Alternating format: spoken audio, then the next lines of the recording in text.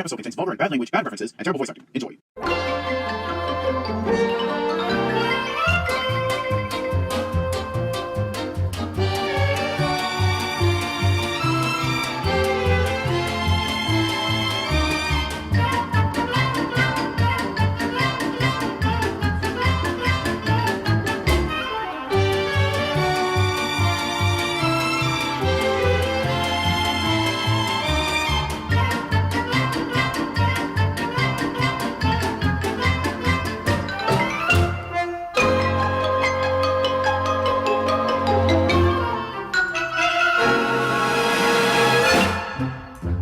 Previously in the Mojave line.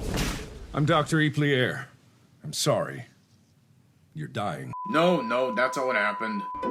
Last time, Connor was told to pull the region's special excursion called the Eagle County Limited. He didn't like it one bit, but he had to pull it because he didn't want to give himself a bad rap. When he eventually arrived at Port Hiawatha, a coach and couple from the train due to a faulty coupler. The runaway coach was saved from derailment thanks to a local switcher, and was brought back to Connor's train. Let's see what happens next morning. Next morning, Connor was resting in an old workshop waiting for his weekly excursion. He was very tired that day and didn't want to take the train. However, a surprise was waiting for him. Yeah, I heard you're doing one of those excursions now. I feel ya. Shut up, Boris. Boris, was that you? Of course it is. Boris, you're back! Yep, and they finally fixed the safety valve. I know I said some bad shit about Roosevelt, but I'm missing now. Tell me about it. Hey, listen, Boris. Something's coming. What they heard and saw were two Genesis locomotives pulling the Southwest Chief. Connor wasn't happy. Those bastards! They took my passenger train! They're probably my substitutes! As the train passed them, Connor was thinking about speaking with them.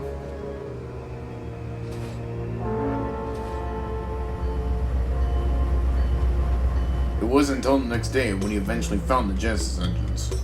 The two were having a rest in a double-door shed. As Connor showed up, one of the diesels woke up.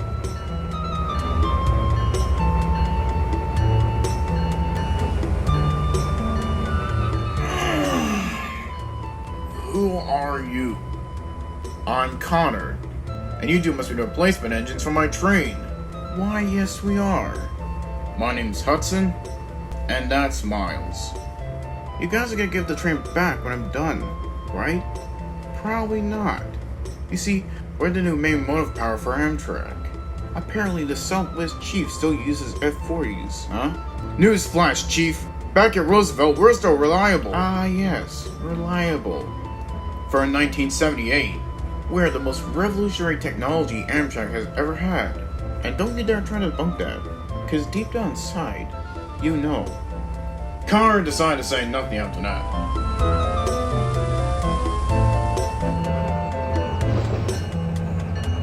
A few days later, he rolled out of the Eagle City roundhouse after a long rest.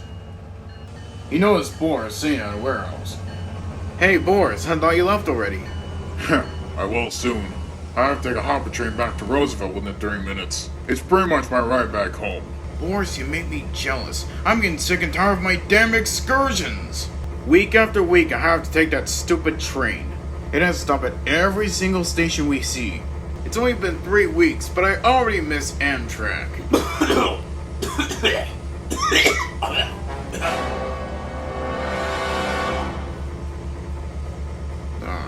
So, you don't want to do excursions, do you? No. Well, I got some good news for you, Connor. Wolves repairs are nearing completion, and he'll be sent back to Roosevelt once he's fixed. Really, sir? Are you serious? Well, if you know me more, I'm a pretty terrible liar. Did you hear that, Boris? That means we're going back to Roosevelt. Well, I guess that's great, but there is a problem. What problem are you talking about? He's talking about me. Just then, Miles eavesdropped. I mean, interrupt the conversation.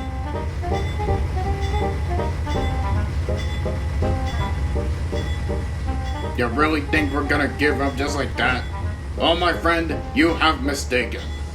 Just like Hudson said, we're Amtrak's new motive power. And protesting is not gonna change that fact. You literal penis, I'm gonna strangle you. I like to see it try. American bullet. Wow, great name calling. Your little insults are not gonna bring back your train. Silence! I will not be dealing with this elementary bullshit on my rails. Miles, go take the Southwest Chief or the Empire Builder or any kind of passenger train the government wants you to pull. Yes, sir.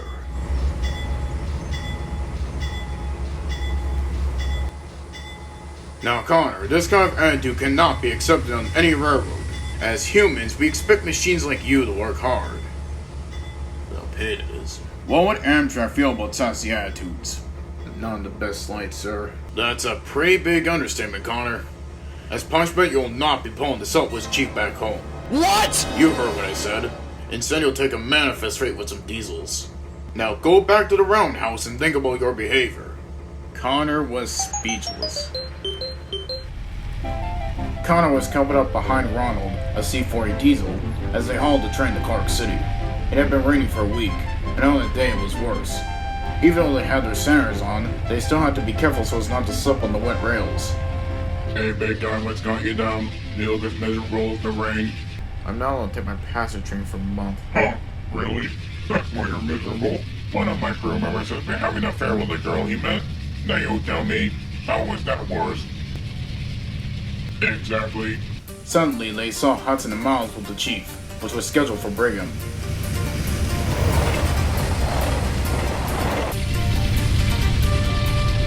Hey, Miles, that Connor guy wasn't wrong after all. He is reliable. Reliable for freight, that is. Ha!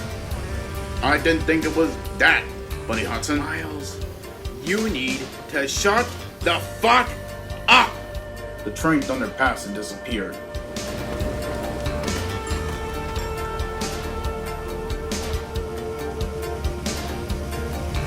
The two engines were making great time. It seemed like nothing could stop them. But as we all know, when someone says that, they're pretty much asking for trouble. A loud banging from Hudson's engine compartment, and smoke was billowing out of his radiator. Max, what happened? Something's wrong with you, Hudson. We have to stop the train and check before it gets worse. And so the chief was grinding to a halt.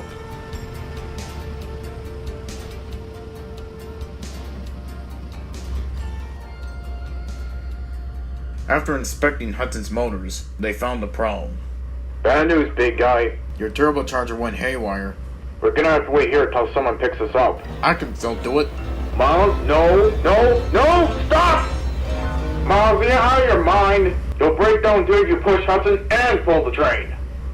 Okay. I'm calling the nearest city and see if an engine with enough horsepower is available. What about that little rail yard that's less than a mile away from here? Bet they're not doing anything productive. You're wrong, Hudson. They're pretty busy today. How? Hudson? Hello? Summer holidays. Oh, right.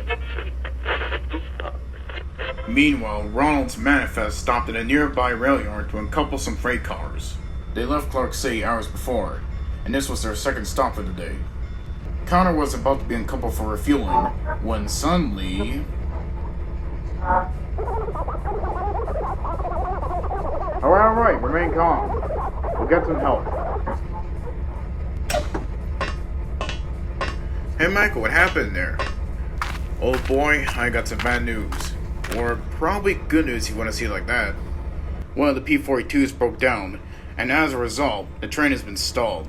And since there's no other spare engines within a 30-mile radius, you're the only one to help them. No, Michael, I'm not gonna help those two.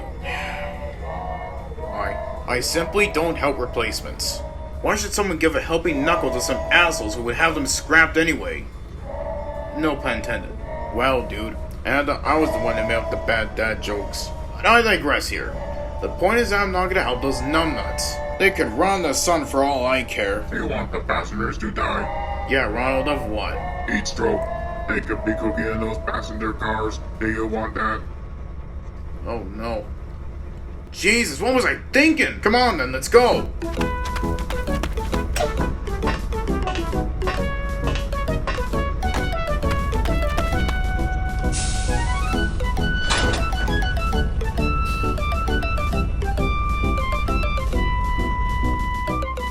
Connor arrived to find the chief stalled in the middle of the main line, no more than 3 minutes away from the stop. We came here as quickly as we could. What's wrong with Hudson? His turbocharger went apeshit, and now we can't move. Hate to sound like an asshole, but who's Amtrak's revolutionary locomotive now? No, Connor. We're still gonna replace you. You're in a fake edgy voice, aren't you? Yeah. We can still pull the train, you know. You know, Hudson, we were about to help you. But if you're so convinced you could do it by yourselves, then by all means, do it yourself. Wait! You can help us. What? You can help us. That's what I thought you said.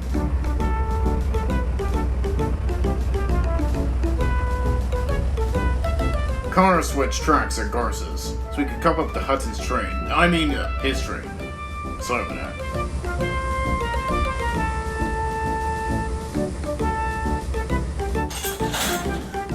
It's Matty here. I'm ready. Over. Max here. Ready. Over. Copy on that.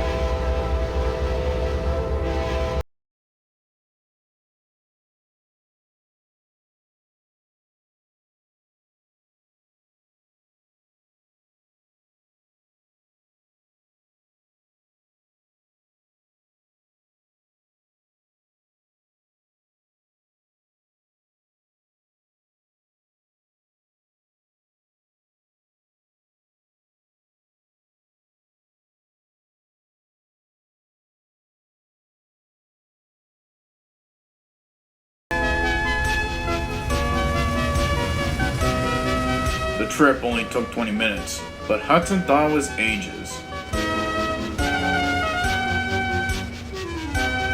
At last, I brought the chief to Brigham.